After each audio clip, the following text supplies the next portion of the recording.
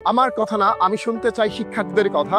শিক্ষার্থীরা আবাসিকে এসে তাদের কেমন লাগছে তাদের কাছ থেকে জানতে চাই। আপনাদের আবাসিক বেসটা স্যার খুবই খুবই ভালো স্যার। বাড়ি থেকে স্যার বোঝা যাবে না যে কেমন, বাট এখানে আসলেই বোঝা যাবে স্যার। খুবই গাইড মেনটেন করে চলতে হয় স্যার। সকালে ঘুম থেকে উঠতে হয়। হ্যাঁ, আগে স্যার যেমন বাসায় থাকতে 10টায় ঘুম থেকে উঠতাম, কিন্তু এখন আর এরকম কোনো সুযোগ নাই স্যার।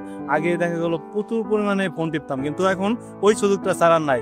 এখন রাত 12টা বাজলে স্যার ফোন দিয়ে দিতে হয়। এটা ভালো না খারাপ? এটা স্যার আমাদের শরীরের দিক থেকে অনেক ভালো, এবং কি সবার জন্য স্যার ভালো হইতেছে।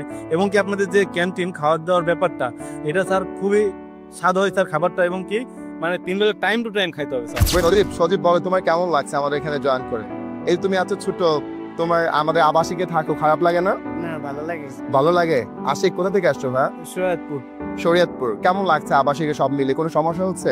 আলহামদুলিল্লাহ ভালো, খুবই ভালো লাগতেছে। আসলে যারা জানে না রাত ইংলিশ কেয়ারে আসলে এসে দেখা উচিত, কারণ দূর থেকে আসলে অনেকেই ভাবে যে ভালো বা খারাপ, আসলে এরা আসলে বুঝতে পারবে।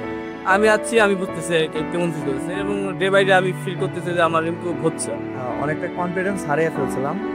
তো এখন এখানে আসার পরে যে ক্লাসগুলো করছি, তো একটা ক্লাস আমি বুঝতে পারি না, কিন্তু পরবর্তীতে আবার ওই ক্লাসটা করানোর পরে আমি অনেক ভালোভাবে বুঝতে পারছি স্যার। আলহামদুলিল্লাহ, আমার কাছে খুবই ভালো লাগতেছে। আমি এরকম একটা ওয়েদারে, এরকম একটা প্লেসে এসে যে আমি হালকা হালকা ইংরেজিতে কথা বলতে পারতেছি, এটা আমার জন্য অনেক। আপনি তো 2 দিন আমাদের সাথে হয়েছে, 2 দিন হয়েছে স্যার, আপনার কেমন লাগছে? আলহামদুলিল্লাহ। কোথা থেকে আসছেন? সিলেট। সিলেট। সিলেট, আপনার ভিডিও দেখে এসে আমার ভিডিও দেখে খাইছেননি? হ্যাঁ, খাইছেননি?